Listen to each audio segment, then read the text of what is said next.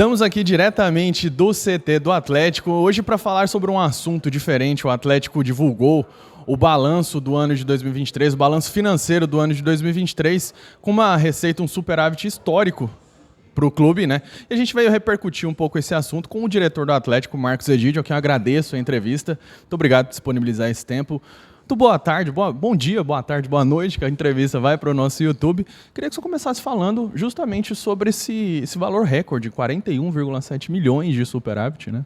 A tendência é que os próximos anos ainda sejam maiores, né? Porque o Atlético ele tem uma austeridade econômica e fiscal muito diferente de muitos clubes que tem no Brasil, né?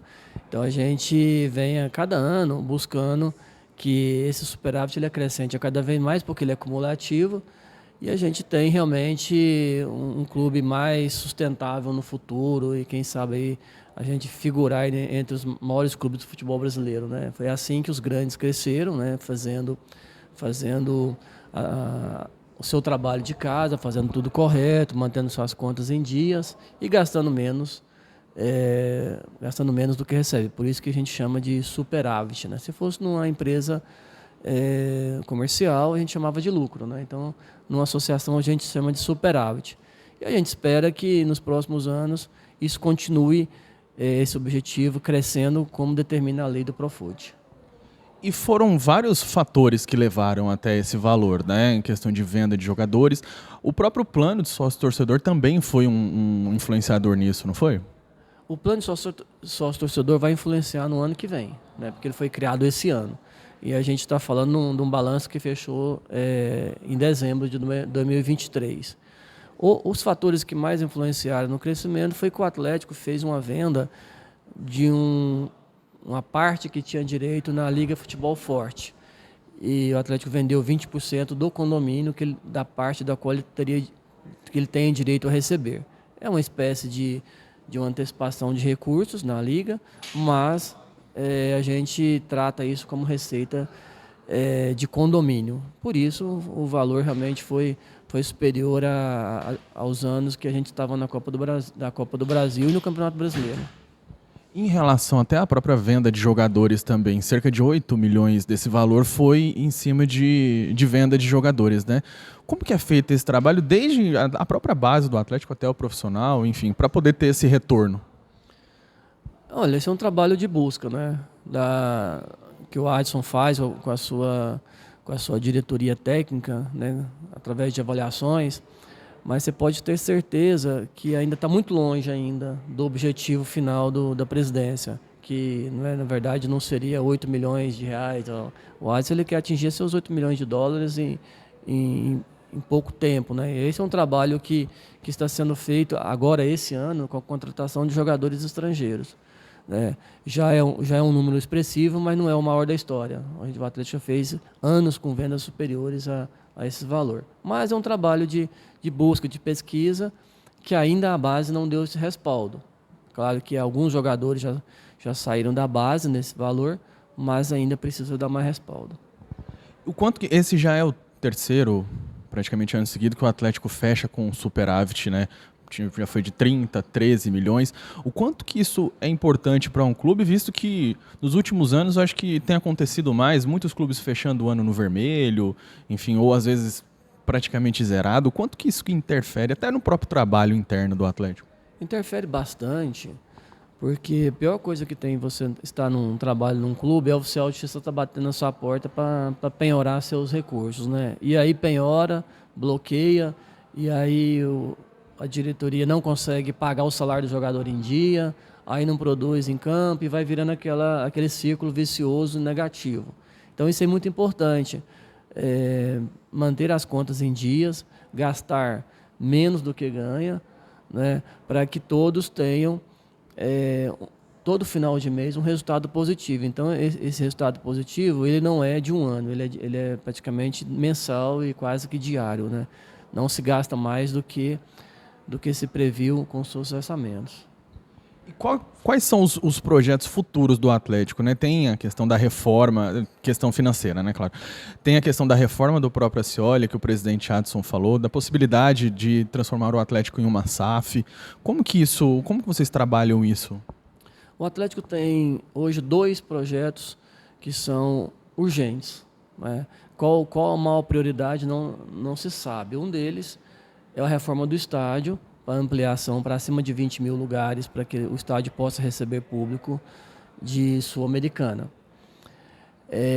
O segundo projeto, que é não menos importante, que é o da construção do CT da base, né? Que esse é um projeto que está sendo solicitado, né, pela estrutura do clube há muitos anos, né? Isso tem nos causado talvez a maior deficiência no departamento e quem sabe a falta de formação de atletas como deveria ser. Então, são 2 projetos que o Adson quer executar nesses próximos 2 anos. A gente não tem ainda orçamento definido de quanto vai custar e nem de como que vai ser feito ainda, mas espera-se que as coisas realmente aconteçam, que a gente faça algum trabalho ainda de investimento até o final desse ano para que pelo menos inicie a construção dessas 2 tão importantes obras. Você falou a questão dos valores da Libra, né? Até para o próprio torcedor entender que às vezes não está muito a par disso, ver os números, ver a gente colocando, o Atlético fechou no superávit, tem valores disso, daquilo. Como que funciona exatamente e como que esse dinheiro foi aplicado, enfim? A Libra foi um grupo que ela iniciou, inclusive, com o Atlético como fundador da Liga, né? O Adson, conversando com alguns presidentes aí, ele iniciou um trabalho de fundação da Libra. Ela começou aí com 6 clubes, hoje ela está com quase 30 clubes. E esses clubes se reuniram para vender o futebol com valores maiores, mais expressivos. Aí, no decorrer desse momento de criação, apareceu um grupo de investidor americano e ofereceu 20% do contrato desse condomínio, né? Bom, o Atlético foi... a parte do Atlético foi de 92 milhões de reais. Há clubes que receberam 9 milhões de reais, há clubes que receberam 400 milhões de reais. Como é que esse cálculo foi feito? Porque alguém ganhou mais e alguém ganhou menos. Foi em função dos últimos 20 anos terem participado de Série A e Série B, que isso pontuou um ranking. Então, quem estava mais alto no ranking ganhou mais, quem estava mais baixo ganhou menos. Então, o Atlético ele tem, pelos seus 20%, esse valor. E isso vai se receber em 3 anos. Ele recebeu uma parcela em 22, vai receber uma parcela em 23, aliás, recebeu uma parcela em 23, vai receber uma em 24 e vai receber uma parcela em 25. Entendi. Então, para o torcedor, até para o torcedor atleticano ficar mais tranquilo, que o Atlético tem sido um clube muito elogiado por conta da sua estrutura, da sua organização. Então, as perspectivas são as melhores até para os próximos anos, né? A gente ainda está no começo ainda, né?